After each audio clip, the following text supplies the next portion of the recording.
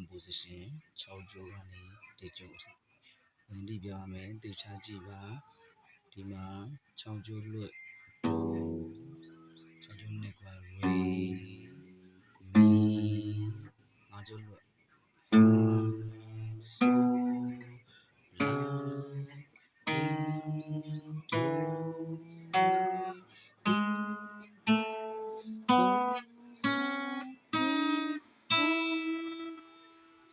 ဒီကျိုးလွတ်က o နှစ်ကျိုး4ကွက်က e ဆို